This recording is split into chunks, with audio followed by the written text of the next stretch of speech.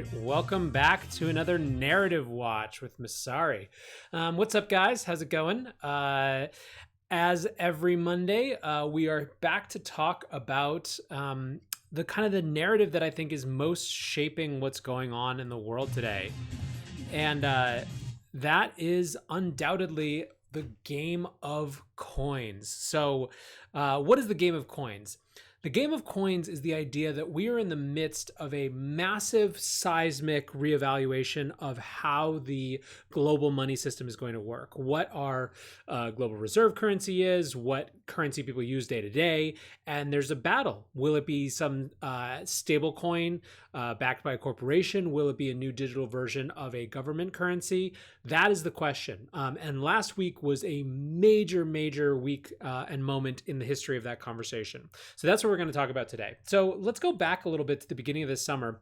The undeniable context for everything going on right now is Libra, right? Libra was this incredibly powerful catalytic force when it comes to this question of what the future of money looks like in terms of kind of a global reserve currency.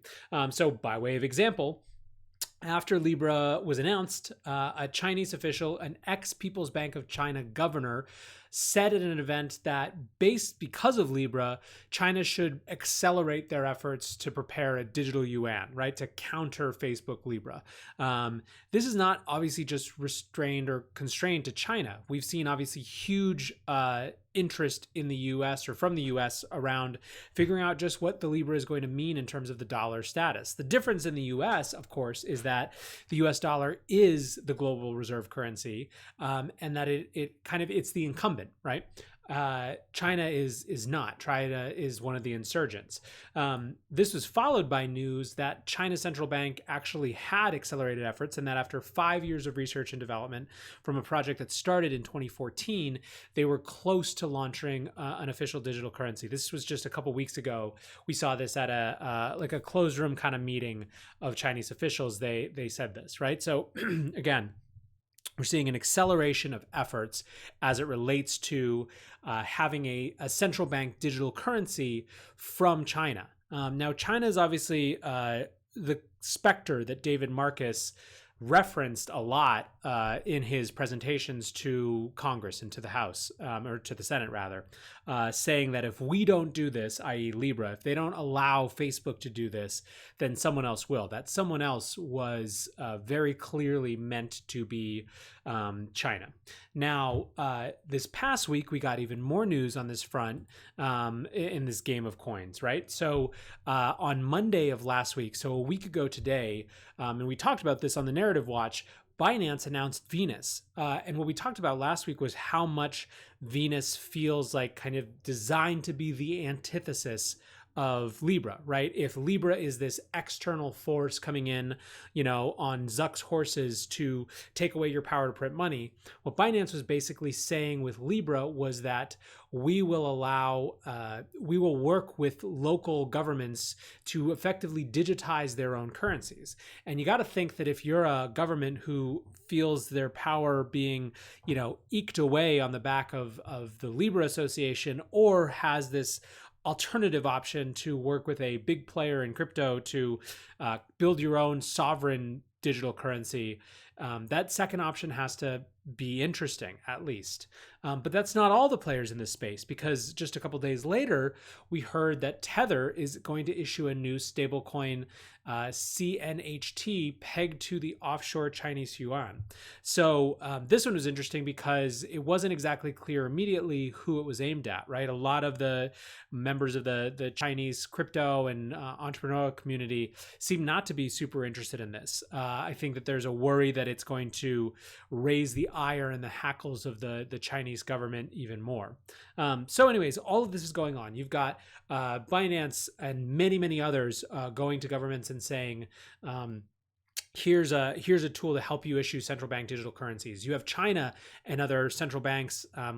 We heard about Rwanda looking into this, researching this the other day. The Marshall Islands, Bermuda, all of these places are looking into central bank digital currencies. So that's another set of actors. Then you have the actors like Tether, that's been in the space for a while, who are pegging their own stable coins to those currencies, not in an official way, kind of going around the system, providing this additional force.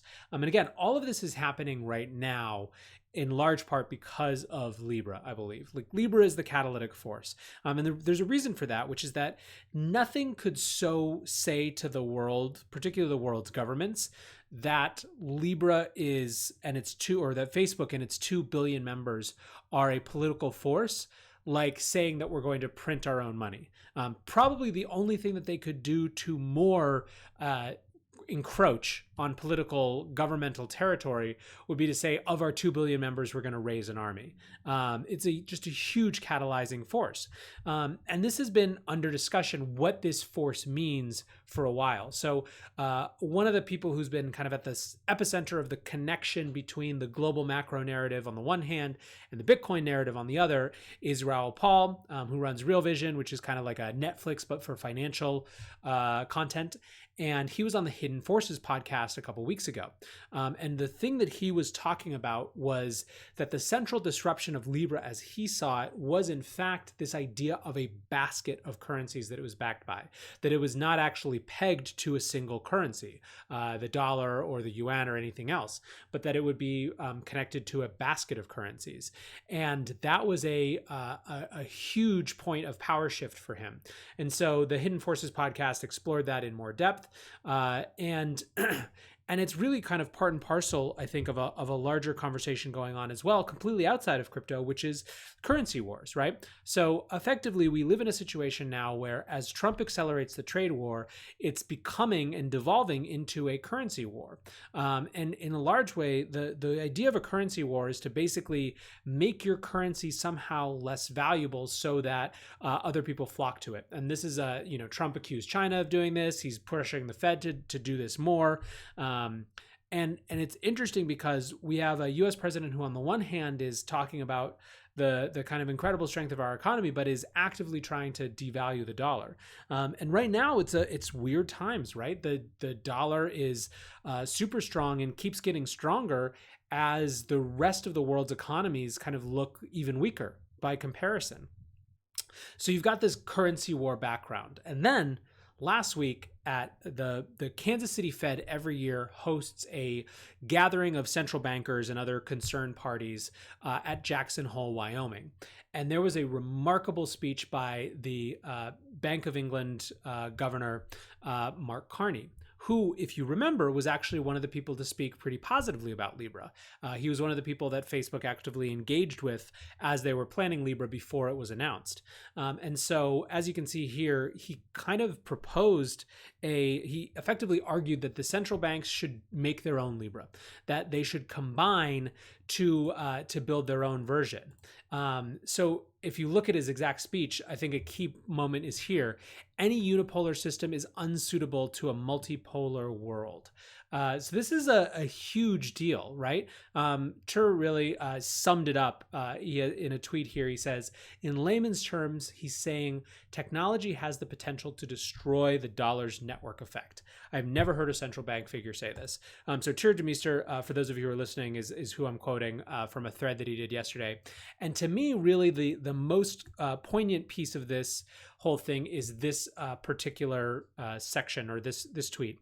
He says, in my opinion, this is the beginning of a central bank counter-reformation. The 10-year success, persistence, and irreverence of Bitcoin is provoking a reaction, which translates in these calls for openness, reform, and renewal. So Tur is kind of putting it down to Bitcoin more than Libra.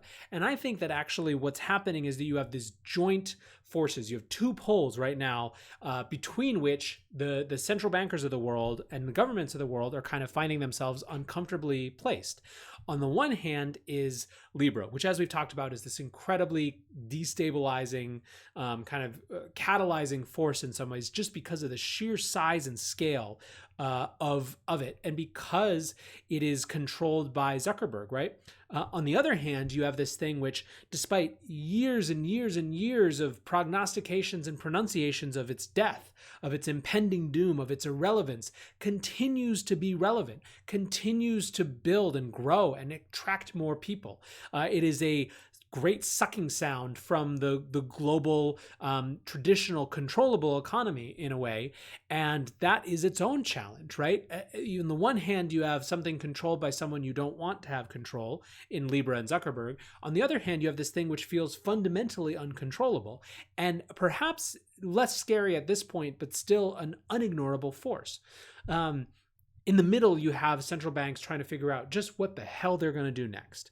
And that is where I think the game of coins is going to play out, is you have these two poles. You have the extreme control by an oligarchy of corporations led by Zuckerberg, who has shown over and over again that he will do pretty much whatever he wants to do.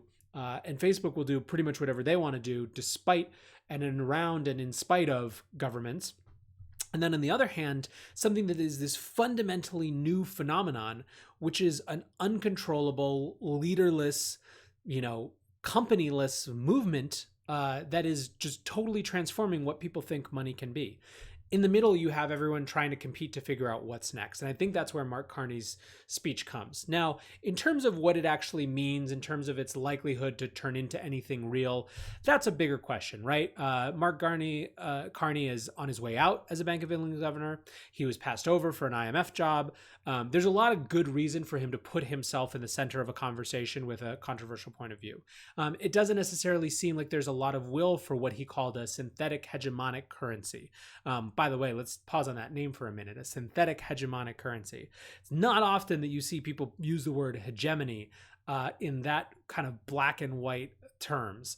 And in fact, actually harkens back to what the Binance Venus narrative said. Binance, their Chinese announcement said it's Binance's dream to break the financial hegemony and reshape the world financial system.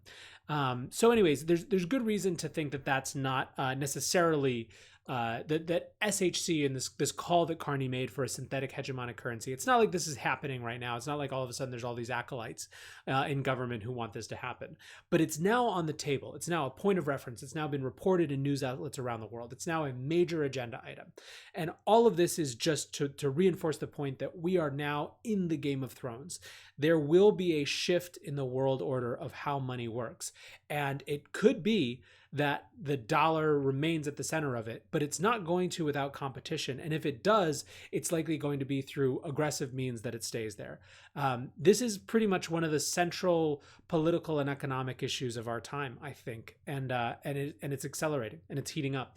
And you better believe that to the extent that the world economy does what most people seem to be thinking it's going to do over the next 18 months to 24 months, it's going to get even more big. So that's the narrative watch for this week. It's kind of the narrative watch for our whole lives right now.